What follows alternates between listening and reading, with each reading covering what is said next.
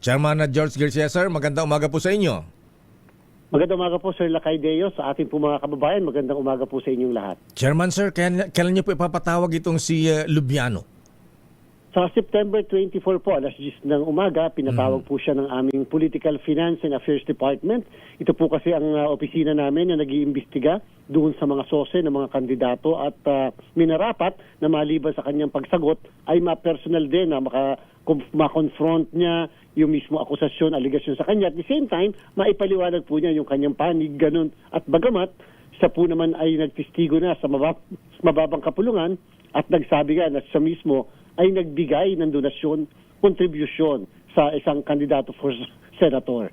Paano po si Senator Escudero, Chairman, sir? Ipapatawag din ba? Lalo't inamin na niya na tumanggap nga siya ng campaign fund mula kay Lubiano. Yes po, Sir Lakay Deo. Sa susunod po, yun naman pong kandidato ang amin pong ipapatawag.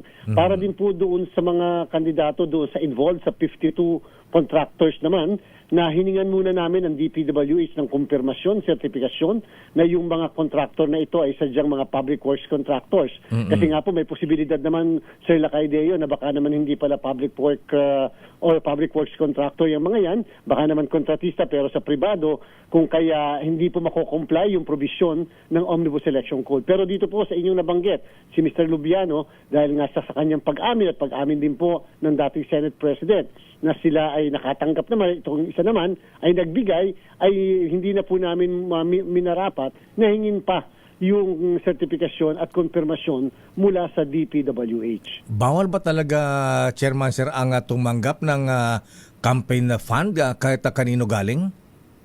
Sa ating pong Section 95 ng Omnibus Election Code, bagamat Sir Lakay Deo, ito ay 1985 na batas, ay ipinagbabawal po ang mga kontribusyon, donasyon mula nga sa mining companies, mula sa mga kumpanya na may mga prangkisa mula sa pamahalaan, mula sa mga public works contractors, service contractors sa pamahalaan. So, siyempre po, ang una muna namin dapat establish ay talagang number 1, kontratista ba sila? Number 2, sila ba ay mga public works contractors? At number 3, sila ba ay sadyang nagbigay doon sa mga kandidato, partido politikal at party list? Sa kahuli-hulihang paragraph naman po ng Section 95, Sir Lakay, ay may nakalagay na yung mismong nag-solicit o yung tumanggap ay liable naman din sa nakatulad ng kung ano yung liability nung mismong nagbigay ng mga contractors. So pati mga malalaking negosyante, Chairman, sir, na siyempre may mga negosyo din sila sa gobyerno, ayan, may mga deal sa gobyerno, ay bawal din po mag-donate sa mga kandidato. Sapagkat ang purpose po talaga ng ating batas na yan ay upang mapigilan yung influence peddling, yung bang kaya pala nakakakuha ng mga kontrata sa pamahalaan dahil nagbigay, nag-donate. Kung kaya itong 2025, minarapat natin sa Lakay for the first time sa kasaysayan ng COMELEC na nilathala na natin sa COMELEC website yung pong sose ng mga kandidato, national man or local. Kung i-implement natin to ng mahigpit, Chairman, sir, baka maubos opisyal natin mula presidente hanggang barangay kapitan. Alam niyo po nung aming nire-review yung sose ng mga kandidato mula presidente hanggang sa baba, sa lokal, lalo na po itong 2022 dahil ito po yung medyo naging controversial eh. Of course, may mga nakita kami sa national candidates, sa local hanggang governor, vice governors, meron din. Pero doon po sa mga iba, lalo pat halimbawa yung kongresista, hindi po ganun kadami.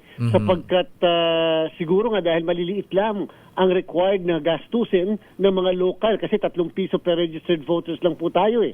Eh kung tutuusin, maliit po yun at hindi pa na-i-increase kahit kailan dahil yung pa rin at hindi nagbabago ang ating batas patungkol dyan. Ayan, ma-implement kaya natin to ng mabuti, Chairman, sir, kasi open secret naman na yung ibang malalaking negosyante, diba, pagka tumakbo isang presidente, pagka malakas-lakas may mga nagdodonate ng 100,000,000, meron pa nga nababalitang bilyon.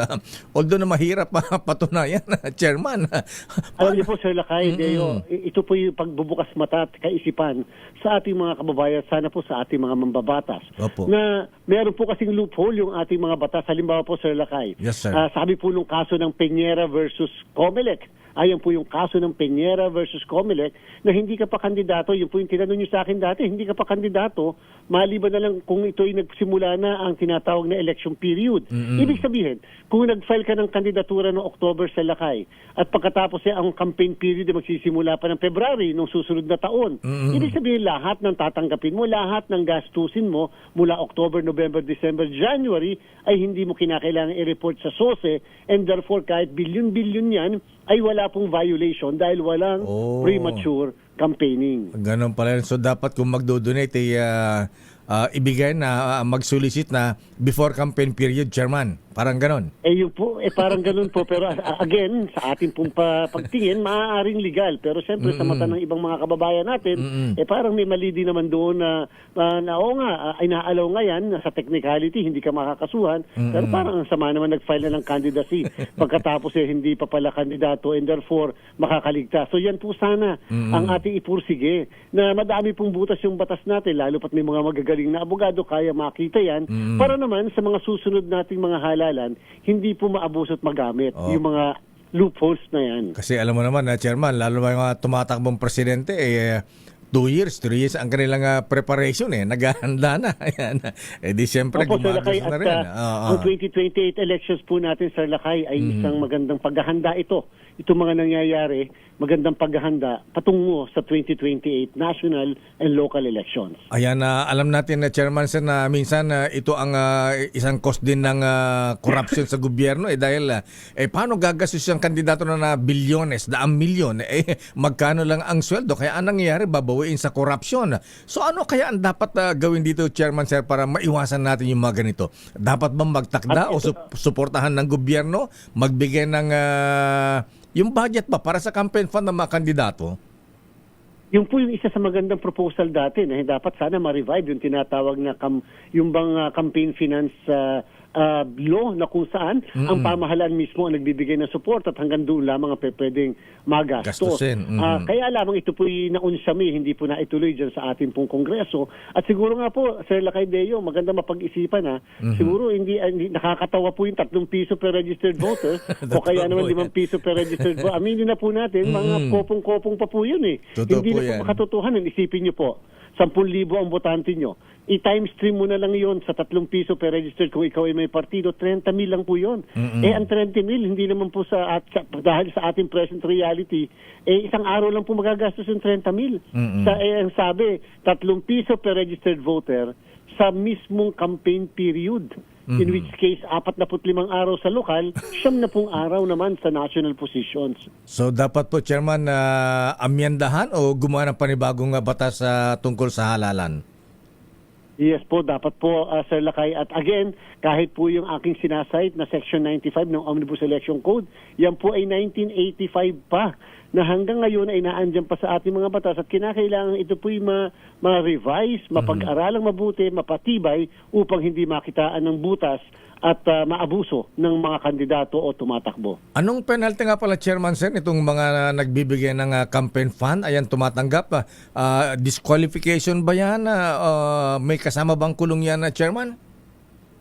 Tama po, doon po sa mga kontratista, ay yung mga opisyal ng mismong companies or korporasyon, sila po ay pwedeng kasuhan ng tinatawag na election offense. May 1 hanggang 6 na taon na pagkakakulong. Samantalang yung tumanggap naman po na kandidato ay o kaya sa partido politikal, yung mga opisyal doon, ay pwede pong makasuhan din ng parehas na kaso, 1 hanggang 6 na taon at may karampatang perpetual disqualification to hold public office.